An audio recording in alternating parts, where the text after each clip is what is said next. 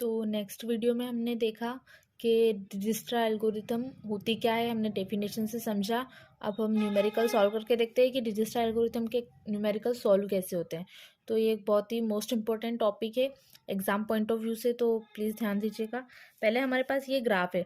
अगर ग्राफ ना हो तो हमें मैट्रिक्स के फॉर्म में भी आ सकता है कि कोई भी गिवन मैट्रिक्स है ABC जो भी करके दी हुई है और उनके डिस्टेंसेस दिए हुए हैं, पता है अगर कोई एज कनेक्ट नहीं होती है तो उसको जनरली 0 लिखते हैं, और अगर कोई एज कनेक्ट होती है तो उसको जो भी कनेक्ट एज के ऊपर जो भी वेट है उसका तो वो लिख देते हैं। तो आपको मैट्रिक्स के फॉर्म में भी डेटा गिवन हो सकता है और ग्राफ के फॉर्म में भी हो सकता है। तो मैंने भी एक ग्राफ के फॉर्म में ही डेटा लिया हुआ है।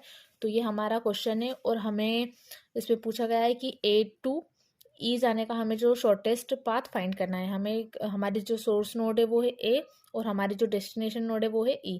तो हम देखते हैं इसको सॉल्व कैसे करेंगे। तो पहले हम लिखेंगे, स्टेप बाय स्टेप सॉल्व होता है, इसमें स्टेप्स लिखना बहुत ज़रूरी है। तो स्टेप 1 से स्टार्ट करेंगे। हमने लिखा है स्टेप 1। अब हमारी स्टेप 1 में क्या होगी कि हमारी जो परमानेंट नोड है, जो नोड हमने परमानेंट करी है, अभी वो हमारे पास है ही नहीं, तो हमारी परमानेंट नोड में तो कुछ भी नहीं आएगा।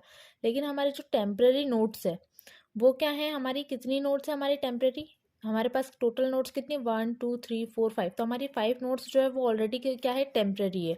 तो हम क्या करेंगे, सारी नोडों को लिख देंगे क्योंकि हमने अभी इनमें से एक भी नोड को जो है परमानेंट नहीं किया हुआ है। तो ये हमारी टेम्पररी नोड्स हो गई।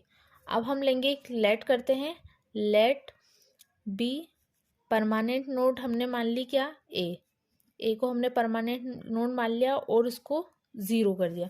क्यों करा, क्योंकि अगर मैं ए पर ही खड़ी हूँ और मुझे ए की ही डिस्टेंस निकालनी है तो मैं क्या करूँगी, ए से ए जाने हैं मतलब क्या है, 0 है वो डिस्टेंस, क्योंकि ए से ए जाने के लिए तो कोई डिस्टेंस होगी ही नहीं, वो उसी पॉइंट पे लाई कर रहा है। तो हमारी जो परमानेंट नोड है, तो हमने एक नोड एज्यूम करी है कि ए जो है हमको परमानेंट है, और सोर्स नोड को ही आप फर्स्ट में परमानेंट नोड लेंगे क्योंकि हमें A टू E जाना था, इसलिए मैंने ए को ही परमानेंट किया था। तो हमारी परमानेंट नोड हो गई ए, और जिसका जो वैल्यू है वो क्या है, 0। अब इसका एक फॉर्मूला होता है, अब हमें A टू B निकालना पड़ेगा, A टू C निकालना पड़ेगा। इसमें हम देखेंगे कि A से कितनी नोड्स कनेक्टेड है, तो A से भी 2 नोड्स कनेक्टेड है, B एंड C। तो अब हम A से पहले B का पाथ फाइंड करेंगे और A से C का पाथ फाइंड करेंगे। तो हम लिखेंगे कि फर्स्ट हम लिखेंगे L of B, L of B लिखेंगे। देन इसका एक फॉर्मूला होता है, इसमें लिखा होता है कि old L of B plus new L of B। और जो न्यू L ऑफ B का फॉर्मूला होता है वो क्या होता है, L of A plus W of A to B। यहाँ पे L ऑफ A से मतलब है हमारी जो परमानेंट नोड है उसका एड्रेस या उसकी वैल्यू, और जो हमारा W of A to B है मतलब कि वेट ऑफ एज, मतलब कि जो जो एज आपस में कनेक्टेड है A टू B, उसका वेट कितना है। तो यहाँ पे हमारा WA ऑफ B से मतलब है हमारा वेट का मतलब है। तो हम old of L of B देखेंगे। तो हमने ओल्ड देखा, तो जब हम स्टार्टिंग ही कर रहे हैं तो A से सारे डिस्टेंस हम क्या लेट करेंगे कि सारे डिस्टेंसेस हमारी अभी इनफाइनाइट है, हमारी कोई डिस्टेंस है ही नहीं क्योंकि हम चले ही नहीं है, हमने देखा ही नहीं है, तो हमारे लिए सारे डिस्टेंसेस अभी क्या है, इनफाइनाइट है। तो हमारा जो ओल्ड L ऑफ B या ओल्ड L ऑफ C या ओल्ड L ऑफ E या ओल्ड L ऑफ D जो भी नोड होगी वो हमारी अभी स्टार्टिंग में क्या होगी, स्टेप 1 में सारी इनफाइनाइट होगी। चाहो तो अगर आप रिमेंबर के लिए लिख सकते हो कि ओल्ड A को छोड़ के, A तो हमारे स्टार्टिंग है 0 है, B C D E, तो ये सारी क्या रहेंगी, इनफाइनाइट रहेंगी। अब हम यहाँ पे वैल्यूज लिखते हैं। यहाँ पे L का मतलब है लिस्ट, हमें L की लिस्ट वैल्यू निकालनी है। तो हम यहाँ पे लिखेंगे minimum old L of B की वैल्यू कितनी है हमारे पास, इनफाइनाइट। तो infinite plus new L of B हमारा कैसे निकलेगा, L ऑफ A की वैल्यू कितनी है हमारे पास परमानेंट नोड में, 0 plus WA to B, A से B जाने के लिए एज का वेट कितना है, 1। तो यहाँ पे लिखा 1 और ये ब्रैकेट क्लोज। अब यहाँ पे लिखेंगे मिनिमम, ब्रैकेट में आ जाएगा इनफाइनाइट, कॉमा, यहाँ पे कॉमा आएगा 1, 0 प्लस 1 1 हुआ। तो अब हम देखेंगे इन दोनों में से मिनिमम क्या है, इनफाइनाइट और 1 में से मिनिमम क्या है। तो हमें पता चल रहा है कि हमारा जो 1 जो है वो मिनिमम है, तो हमारे L ऑफ B की वैल्यू क्या आ जाएगी, 1। आप चाहो तो उसको हाईलाइट करके लिख सकते हो क्योंकि हमें लास्ट में इसकी ज़रूरत पड़ेगी। नेक्स्ट हम स्टेप 2 करेंगे।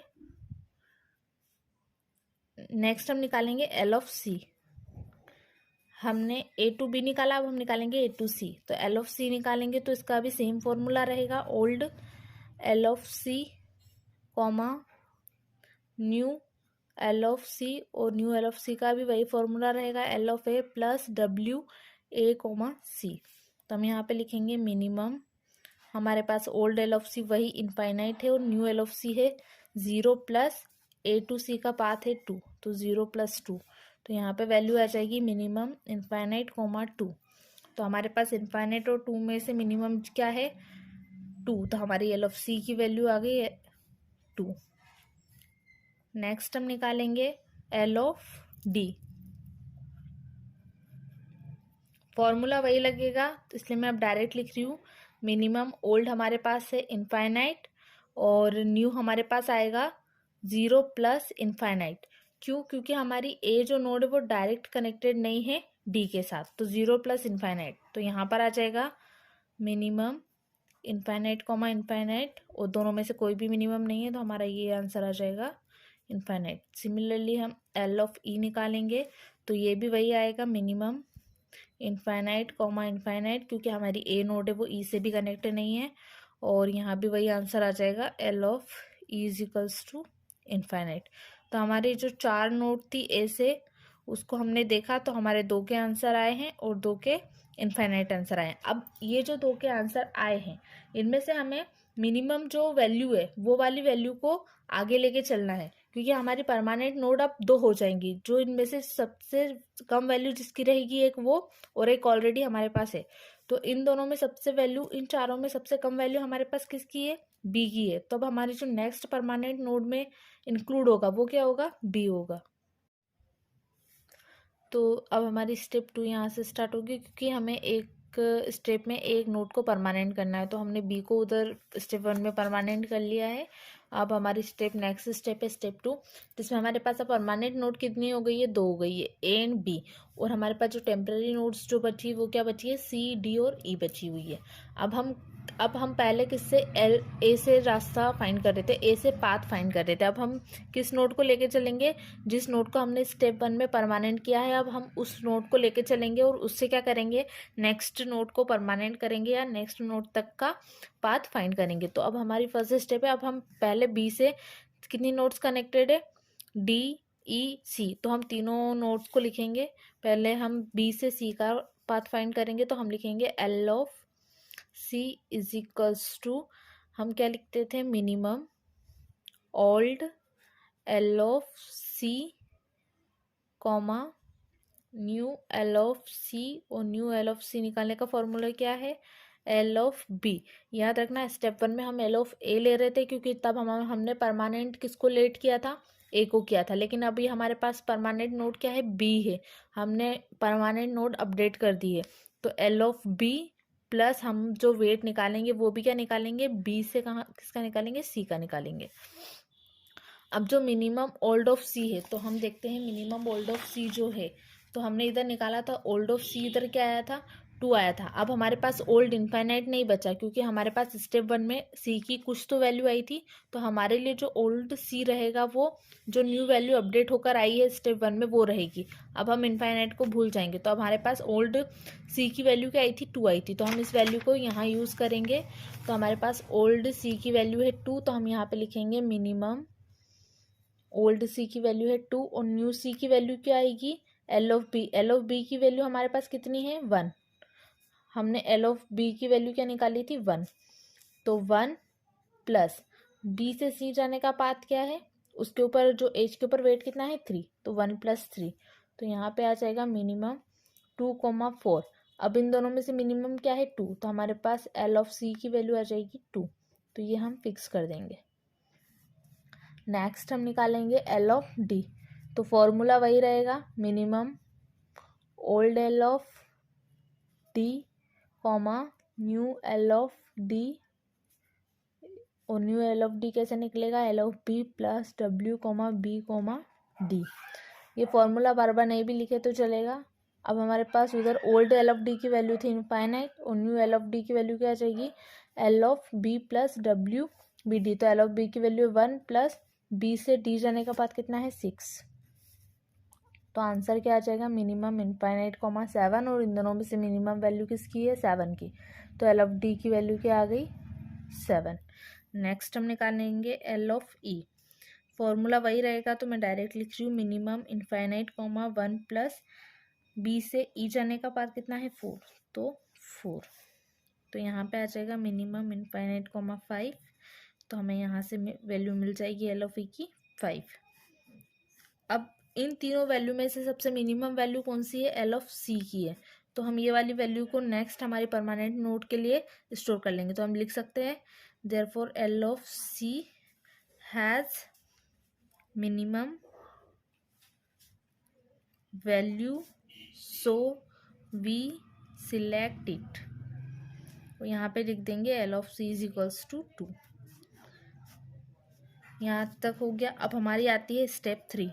मैंने वैसे ही कहा था कि हमें एक स्टेप में एक नोट को परमानेंट करना है, तो हम सी नोट को परमानेंट कर चुके हैं। अब हम स्टेप 3 में आएंगे, तो हमारे पास परमानेंट जो नोट हो गई वो कितनी हो गई ए बी, और नेक्स्ट हमारी हो गई सी।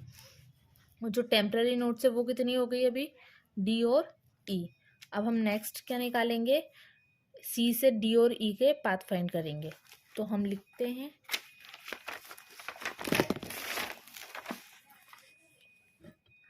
हैं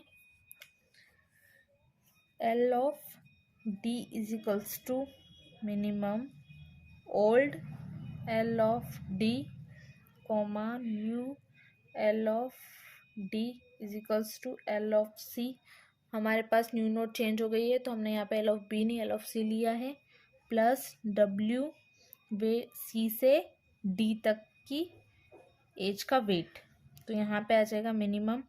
अब हमारे पास ओल्ड एल ऑफ डी की वैल्यू क्या है, तो आप देख सकते हो कि हमारे पास जो ओल्ड एल ऑफ डी की वैल्यू निकली है वो क्या है 7 है, क्योंकि मैंने कहा था ये हर स्टेप में अपडेट होती है। तो हमारे पास ओल्ड एल ऑफ डी की वैल्यू अब इनफाइनाइट नहीं है, अब क्या है 7 है। तो हम यहाँ पे लिखेंगे 7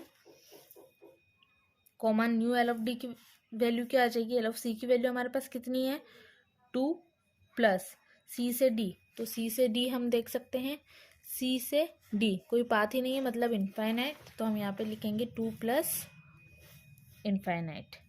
तो क्या आ जाएगा मिनिमम 7 कॉमा इनफाइनाइट, क्योंकि इनफाइनाइट में कुछ भी प्लस करो आंसर इनफाइनाइट ही आएगा। तो हमारे पास मिनिमम वैल्यू क्या आ जाएगी 7।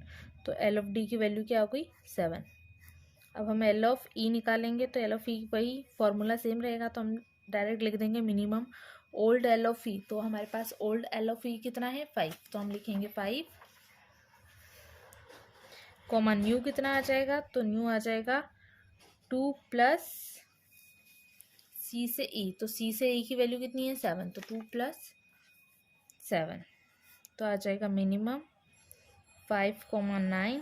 तो एल ऑफ ई की वैल्यू आ जाएगी कितनी आ जाएगी 5। अब हम देखेंगे इन दोनों में से सबसे छोटी वैल्यू किसकी है। तो हम देख सकते हैं कि हमारे पास एल ऑफ ई की जो वैल्यू है वो क्या है अभी सबसे छोटी है। तो हम नेक्स्ट परमानेंट नोड क्या कर लेंगे, हमारे पास जो नेक्स्ट परमानेंट नोड में वैल्यू ऐड होगी वो किसकी होगी एल ऑफ ई की, वो क्या होगी 5। तो अब हम नेक्स्ट स्टेप करेंगे स्टेप नंबर 4। तो हमारे पास अब परमानेंट नोड कितनी हो गई ए बी नेक्स्ट सी और ई, और टेम्परेरी नोड कितनी बची डी। अब हम फाइंड करेंगे डी के लिए। तो डी के लिए फाइंड करेंगे तो L of D is equals to Y minimum old L of D comma new L of D is equals to L of E, क्योंकि ई को भी परमानेंट क्या है plus W E to D. तो minimum old L of D की value कितनी है 7 comma new कितनी है 5 plus E to D. E to D आप देख सकते हैं ई टू डी कितनी है 1, तो 5 प्लस 1 6। तो मिनिमम जो आ जाएगा वो क्या आ जाएगा 7,6। तो मिनिमम हमारी जो वैल्यू आ जाएगी वो क्या आ जाएगी 6। तो एल ऑफ टी कितना आ जाएगा 6 आ जाएगा। अब इसमें हमने सारी नोड्स के पाथ निकाल लिए। अब हम देखेंगे कि हमें कहाँ जाना था, हमें जाना था ए टू ई। तो हमारे पास लास्ट जो वैल्यू आ रही है एल ऑफ ई की, वो क्या आ रही है, 5 आ रही है। इसके बाद कोई भी वैल्यू हमारे पास अपडेट नहीं हुई है। हमारे पास जो लास्ट अपडेट वैल्यू हुई है वो क्या हुई है, 5। तो हमारे पास जो शॉर्टेस्ट पाथ हमारा जो निकल कर आया है वो क्या आया है, ए टू ई के लिए 5 आया है। अब हम देखते हैं 5 कैसे आया है। तो आप देख सकते हैं, हम अगर ए टू बी जाएंगे तो यहाँ का 1 और बी टू ई जाएंगे तो 4, तो 1 + 4 5। अब हम देखते हैं यही शॉर्टेस्ट क्यों है। अब हम सारी नोट्स को एक बार सारी जगहों से जाकर देखते हैं। तो अगर हम ए टू सी और फिर सी टू ई गए तो देखिए 2 + 7 9 हो रहा है। तो ये तो शॉर्टेस्ट हो ही नहीं सकता, अभी 5 ही शॉर्टेस्ट है। फिर हम अगर मान लीजिए 1 ए टू बी गए, बी टू सी गए और सी टू ई गए, तो ये 1 3 4 4 और 7 11, तो ये भी शॉर्टेस्ट नहीं हो सकता है। मान लीजिए हम ए टू बी गए, बी टू डी गए और डी टू ई गए, तो देखिए 6 + 1 7 और 7 + 1 8, तो ये भी शॉर्टेस्ट नहीं हो सकता है। जो भी पॉसिबल हम बना सकते हैं तो हम सारे करके देखेंगे, लेकिन हमारे पास जो शॉर्टेस्ट पाथ निकल कर आएगा वो सिर्फ क्या आएगा, A to B and B to E, जो आप देख सकते हैं। तो लास्ट में हमारा क्वेश्चन यही स्टॉप नहीं होता है, हमें लास्ट में जो है डायग्राम उसको शो करके बताना भी है कि हम गए कहाँ से। तो हम किस नोड से गए हैं, हम ए टू बी गए हैं और बी टू ई गए हैं। तो ये हमें लास्ट में शो करके बताना है। ये बहुत ही इम्पोर्टेंट पार्ट है पूरे क्वेश्चन का, बिना इसके कोई भी आपको मार्क्स नहीं देगा। तो ये स्टेप आप गलती से भी मत भूलिएगा। तो इस तरह से हमारे डिजिस्ट्रा के जो एल्गोरिथम्स है, जो भी क्वेश्चंस है वो सॉल्व होते हैं। ये बहुत ज़्यादा लेंदी होते हैं, इसलिए 5 मार्क्स 7 मार्क्स में आते हैं।